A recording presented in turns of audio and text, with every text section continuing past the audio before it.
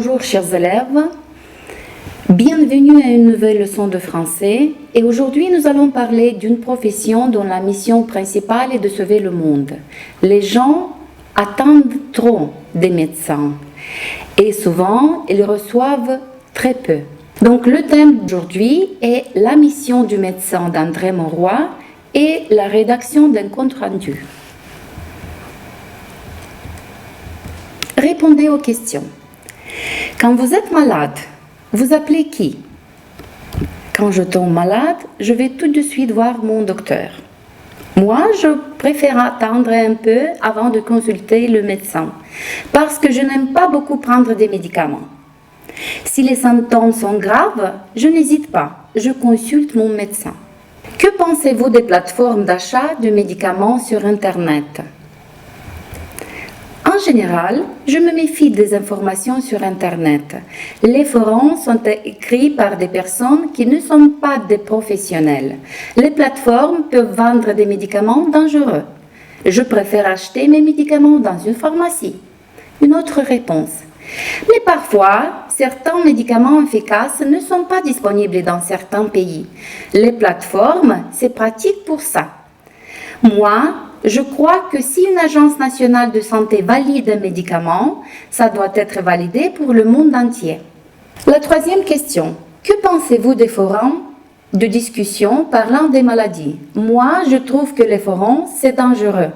Un médicament peut être bon pour une personne, mais pas pour une autre. Les médecins ont fait des études, ils connaissent l'impact des médicaments sur les gens en fonction de leur âge ou d'autres médicaments qu'on prend. Quatrième question. Comment réagissez-vous si on vous propose un médicament que vous ne connaissez pas?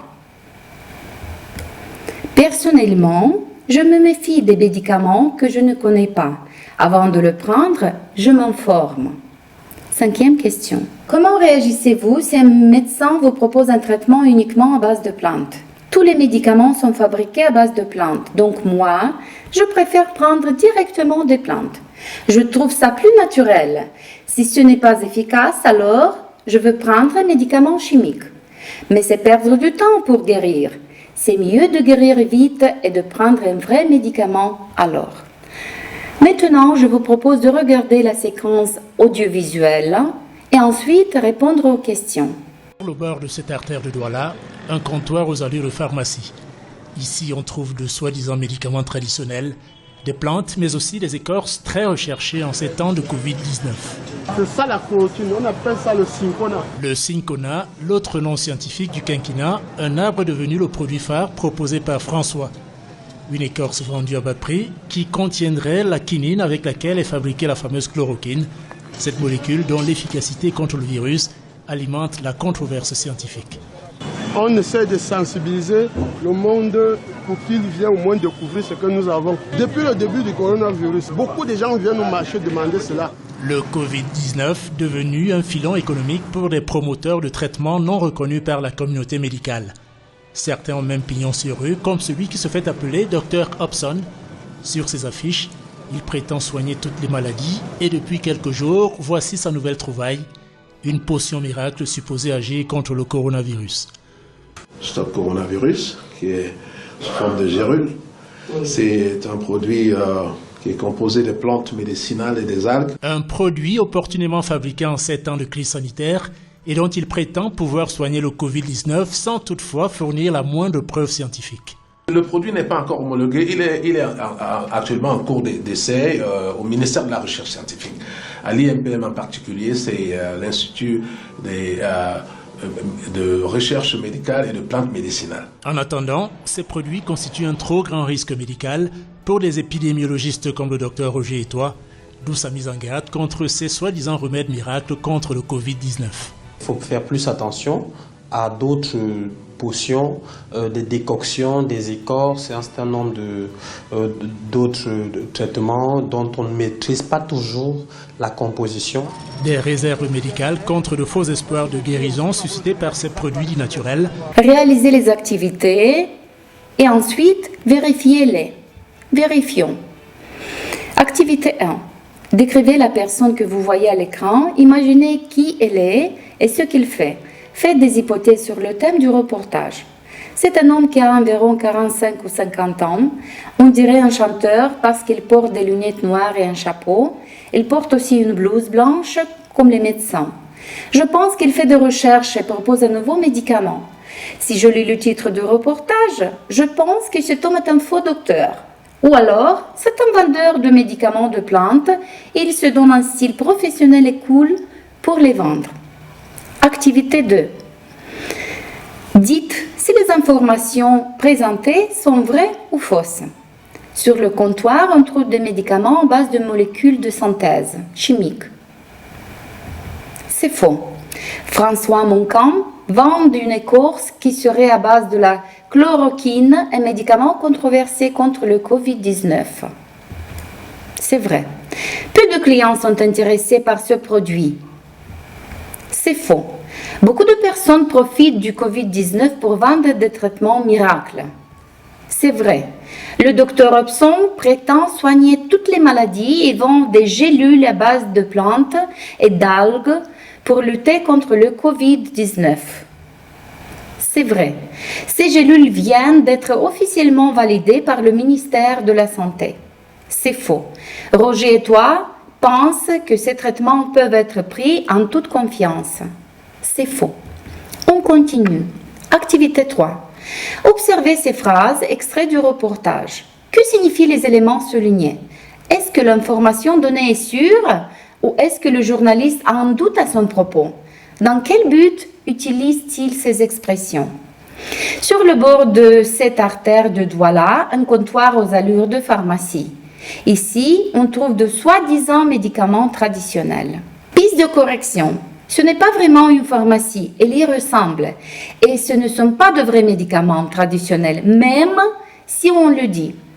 Une écorce vendue à bas prix qui contiendrait la quinine. Ce n'est pas sûr que ce médicament contienne de la quinine. Le verbe est conditionnel, donc il y a un doute. Celui qui se fait appeler docteur Hobson. Charles Hobson se fait appeler docteur Hobson. Ça signifie qu'en fait, ce n'est pas sûr qu'il soit médecin. Il prétend soigner toutes les maladies. Il dit qu'il peut soigner toutes les maladies. Il affirme, mais on ne sait pas si c'est vrai. C'est ce qu'il dit aux clients. Une potion miracle est supposée agir contre le coronavirus. On pense que cette potion miracle peut agir contre le coronavirus. On suppose que c'est possible, mais on en doute. Le journaliste met vraiment en avant les doutes qu'il a sur ces différents produits. Avec toutes ces expressions, il y en a beaucoup. Mais normalement, un journaliste doit rester neutre. Il doit être objectif et présenter les faits. Oui, mais ici, c'est un message important pour la santé des gens. Le reportage veut dire qu'il faut faire très attention. Le journaliste dit clairement qu'il a des doutes pour mettre en garde les téléspectateurs. C'est vrai. En plus, à la fin, on fait une interview d'un vrai médecin qui dit que les plantes peuvent être dangereuses ou ne pas soigner, etc. Activité recommandée. Sur Internet, beaucoup de publicités présentent les mérites de produits ou de traitements miracles, potentiellement dangereux pour la santé. Choisissez une de ces publicités, rédigez une mise en garde que vous posterez sur votre réseau social favori. Employez le subjonctif et réutilisez les expressions vues précédemment. Repérez le lexique thématique de l'encadré. Recopiez les mots dans vos cahiers à côté de leur signification et les synonymes. Lisez le texte et réalisez les activités suivantes. Lisez.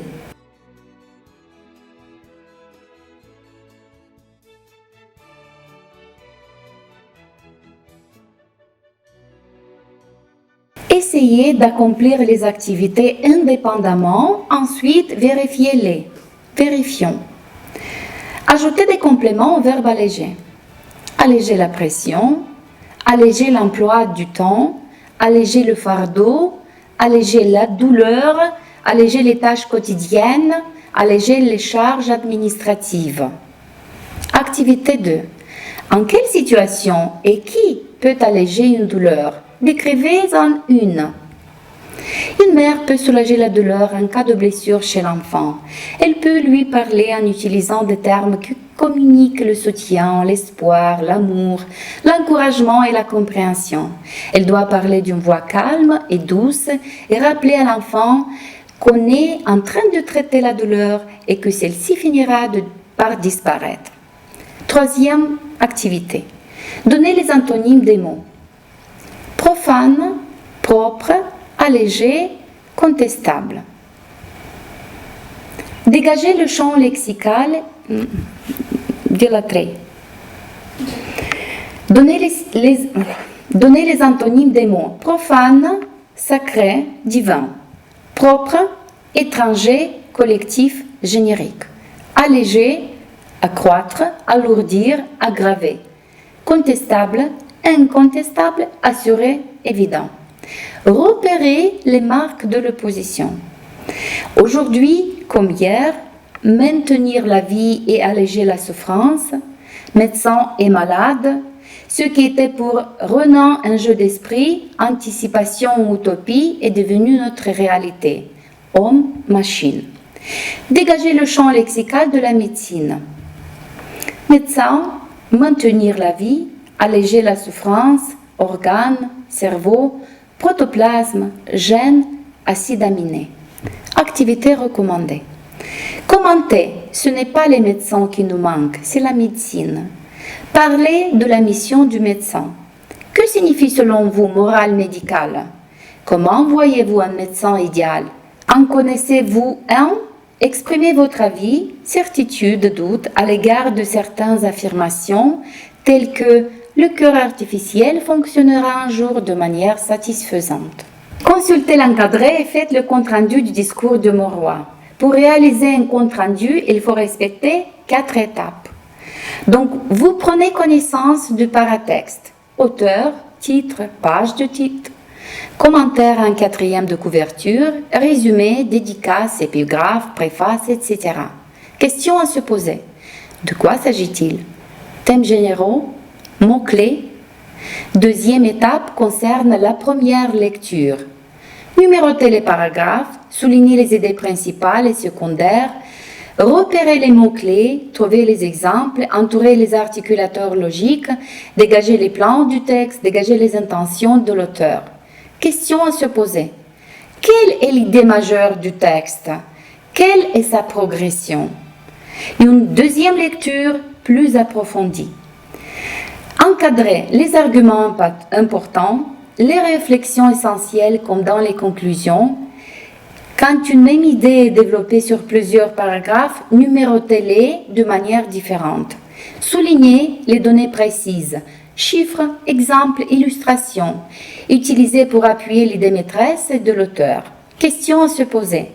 Quel est le problème posé? Quelles sont les idées principales de l'auteur?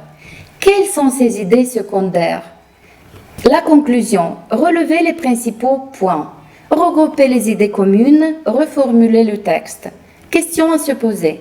Le texte répond-il aux problèmes posés en introduction? Voilà. Et on continue avec la rédaction.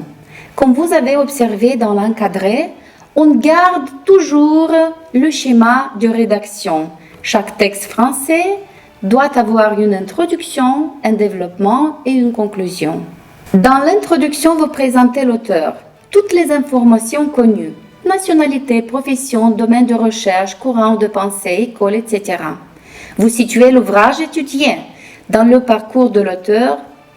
Dans quelle année a-t-il été écrit? Nouveau thème, continuité. Précisez la nature de l'ouvrage. Est-ce le produit d'une thèse, des actes d'un colloque, un ouvrage collectif? Fait-il partie d'une trilogie? Précisez, si possible, l'importance qu'a eu l'ouvrage. A-t-il fait débat dans la communauté scientifique ou médiatique? Un best-seller? Au besoin, commentez brièvement le titre du livre ou du texte, la couverture, la mise en page et la table des matières. Dans le développement, il faut premièrement éclairer, commenter et élargir les principales idées du texte. Faire appel à ses propres connaissances et à son esprit critique pour les confronter aux idées de l'auteur sans tomber dans la simplicité. Il s'agit de commenter des points précis ou des thématiques particulières abordées dans l'ouvrage, et là encore, c'est à vous de faire le choix. Synthétiser, reprendre en les reformulant autrement. C'est un condensé où l'on suit l'analyse et les arguments de l'auteur. Qu'a-t-il voulu démontrer? Quel est son cheminement? Sur quel exemple clé s'appuie-t-il son analyse? Reprendre quelques belles citations. La synthèse est une affaire de choix, de sélection des thèmes, des exemples et des arguments. Et c'est à vous de faire ce choix. En conclusion, vous devez répondre aux suivantes questions. Qu'apporte-t-il en définitive à la discipline? Quel a été l'impact du texte? A-t-il changé quelque chose? Quelle est l'importance scientifique ou médiatique du texte aujourd'hui? Qu'est-ce que m'a apporté scientifiquement ou personnellement la lecture du texte? Danger à éviter. La paraphrase, les répétitions, les jugements de valeur, les critiques faciles ou superficielles, le procès d'intention, abuser des citations. Ce qu'il faut faire, bien structurer le texte, l'argumenter avec des exemples pertinents tirés du texte ou pouvant s'y rapporter. La longueur des éléments de synthèse et de commentaires doit être proportionnelle. Donner la référence bibliographique complète de tout autre auteur cité. Soyez attentifs, ne confondez pas compte-rendu et résumé. Le compte-rendu met en relief l'idée générale, rend compte à la troisième personne de la pensée de l'auteur, admet des formules du type « l'auteur pense, affirme que », ne suit pas l'ordre du texte, ne recopie pas les phrases intégrales du texte, réduit un tiers du texte, source environ. Dans le résumé, il faut reformuler le texte, discours initial sans prendre position, conserver la personne et les temps des verbes original, garder le système d'énonciation du texte source, proscrire les formules du type l'auteur pense que, montre que, conserver l'ordre du texte source, ne pas recopier des phrases intégrales du texte, respecter le nombre exigé de mots, environ le quart du texte source. Je vous propose une variante du compte-rendu du texte lu. Dans son discours, prononcé au 2e Congrès international de morale médicale, André Mauroy, écrivain français, réfléchit brièvement sur la mission éternelle du médecin et de la médecine. Dès le début, l'auteur soutient l'idée qu'être médecin, ce n'est pas exercer un métier, c'est s'adonner à l'humanité entièrement. Il remarque aussi que les gens ont été profondément étonnés par le progrès en médecine et leur mentalité a bien changé. D'ailleurs, Jean Rostand a raisonné que les hommes n'étaient pas prêts à une métamorphose pareillement remarquable avant qu'ils apprécient la modeste existence humaine. D'autre part, l'existence physique ne fera jamais de quelqu'un un homme, car celui-ci ne représente pas seulement des gènes et des acides aminés. Et disons, lui aussi souligner que, outre les mécanismes de base constituant 99% de l'homme, il y avait 1% de créativité que les machines n'arriveront jamais à atteindre. À cet égard, Montesquieu notait que l'être humain du médecin, c'est le noyau dont nous sommes dispersés. En plus, Mauroy énonce que les souffrants existeront toujours et par conséquent la société aura éternellement besoin des médecins. Le médecin gardera sa place entre deux feux, un métier très recherché et absolument dangereux. En conclusion, Mauroy plaide pour la morale, qui restera un principe pivot de la pratique médicale dans tout le monde, parce que c'est grâce à elle que le médecin gardera son regard lumineux et son admirable allure. Trucs et astuces. Qu'est-ce que nous devons faire ou pas faire? Reformuler l'essentiel des propos, être fidèle au texte, recourir aux liens syntaxiques pour enchaîner les informations de façon logique, être complet, choisir des informations indispensables, éliminer les informations superflues, être précis, choisir des mots précis pour résumer les informations sélectionnées, être clair, veiller à la syntaxe, surtout en français, veiller à la qualité de la langue, orthographe, grammaire. Ne pas faire, copier-coller de quelques phrases traduites. Extrapoler ou inventer le texte. Liste de phrases sans lien logique entre elles. Omettre une information indispensable, être exhaustif, dire tout. Répéter une information, la délayer, être allusif, employer des mots au sens trop général qui ne révèlent pas le sens du texte, écrire au fil de sa pensée ou comme on parle, ne pas avoir le temps pour se relire, pour se corriger. Chers élèves, je vous remercie pour la patience et l'attention. Ayez soin de vous et de vos proches et n'oubliez pas d'avoir une considération particulière envers les médecins.